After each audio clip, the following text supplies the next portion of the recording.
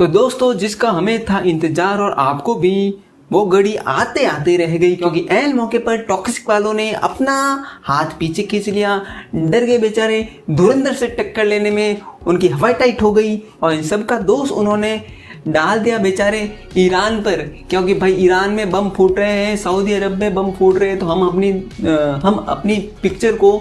India में release नहीं कर पाएंगे दोस्तों। जबकि धुरंधर इंडिया में रिलीज हो रही है, वो यहाँ पे सब कुछ अच्छा करेगी, सब कुछ सही करेगी, लेकिन वो टॉक्सिक वालों ने अपना बहाना बनाया है कि हम यहाँ पे इंडिया में रिलीज नहीं कर सकते क्योंकि अमेरिका ने ईरान पर हमला कर दिया है और हमारा तो सारा कारोबार ही ईरान से आने वाला था, हमारा तो सारा कारोबार ही अमेरिका से आने वाला था। इंडिया में तो वैसे भी धुरंधर हमको कुछ करने देते ही नहीं। इंडिया में तो सबको पता है, लोग धुरंधर को देखने जाते, तो हमको तो कोई देखता नहीं। तो हमारा तो सारा कारोबार अगर ईरान से आने वाला था, वहाँ पे बम फूट रहे हैं, तो दोस्तों हमारी पिक्चर को कौन देखा। तो इसने बहुत ही अच्छा ही मास्टर स्ट्रोक खेलते हुए ये जो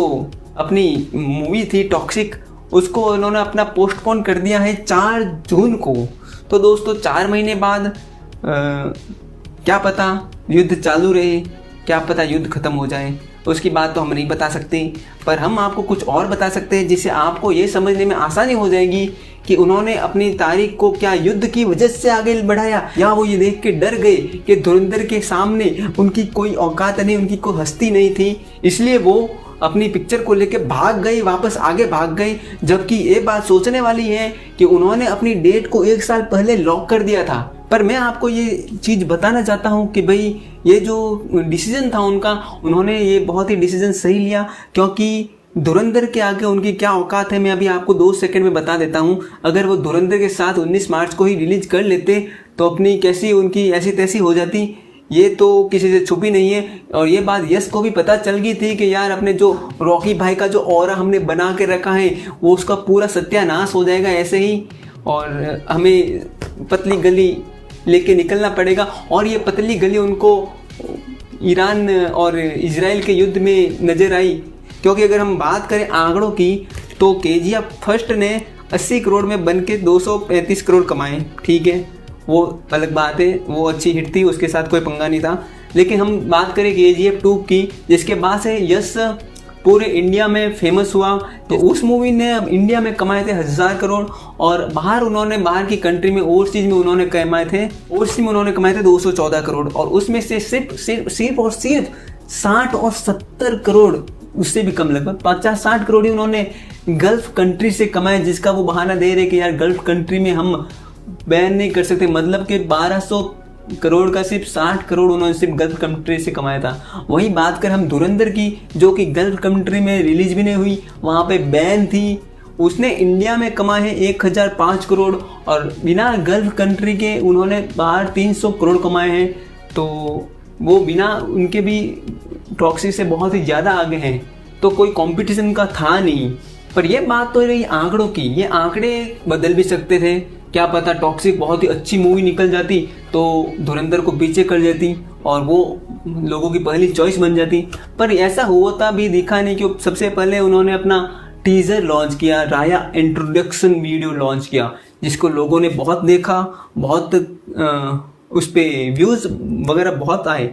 पर उसको लोगों ने इतना पसंद नहीं किया, क्योंकि वो उन्होंने देखा, हाइप की वजह से देखा कि भाई टॉक्सिक आ रहा है, 3 साल बाद आ रहा है, यस भाई तो कुछ लेके आ रहा है। लेकिन जब लोगों को ने उस टीजर को देखा, राया का इंट्रोडक्शन, तो उनको उसमें कुछ मज़ा नहीं आया। वही टिपिकल साउथ की मूवीज़ का उनको वो लगा कि भाई ये तो वही अपना केजीएफ का वाले लॉकी भाई बन के आ गई मशीन गन लेके और उसको सबको मारेंगे, ये सब कुछ, तो उनको ज़्यादा अच्छा नहीं लगा, और वो बस कंट्रोवर्सी के हिसाब से थोड़ा वो उस पर ज़्यादा हाइप बनी। पर उसके बाद उन्होंने अपना एक और वीडियो लॉन्च किया टीजर के नाम से, और आपको ये बता दें वो टीजर भी बहुत ज़्यादा अच्छा रिसीव नहीं हुआ लोगों में, और उनको वापस वो का वो ट्रोप और वही वो खून खराबा, अभी लोगों ने इतना खून खराबा ये सब देख लिया है मूवीज़ में कि ये सब देखने के लिए लोग पिक्चर नहीं देखते, वो उनको चाहिए स्टोरी। और टीजर को देख के उनको ऐसा कुछ भी नहीं लगा कि भाई इसमें कुछ नया होगा, तो उन्होंने उसको भी बहुत ही ऐसे ही छोड़ दिया। पर यश भाई तो यश भाई थे, 2 बार चमाट खाने के बाद उन्होंने सोचा कि हम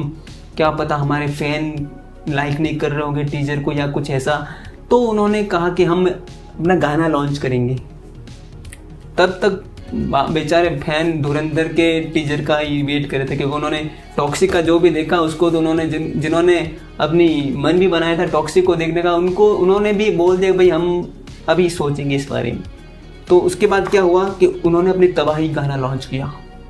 और तबाही गाना लॉन्च करने के बाद तो सबके अरमानों पर पानी फिर गया, और जिन्होंने अपने टिकट बुक भी करवाया था वो भी कैंसिल कर दिया, और उन्होंने धुरंधर 2 को टिकट खरीद लिया। और एक बात तो बताना भूल गया, भाई लोग इतने में माना नहीं था भाई अपना यश। उन्होंने सोचा कि हम एडवांस बुकिंग चालू करके देखते हैं, तब धुरंधर को हम कड़ी टक्कर ऐसे देंगे तो लोग अपने आप पता चल जाएगा उनको कि यार देखो अपने यश भाई का कितना हुआ है। तो बाहर की कंट्री में उन्होंने अपना जैसे ही ये चालू करा बुकिंग,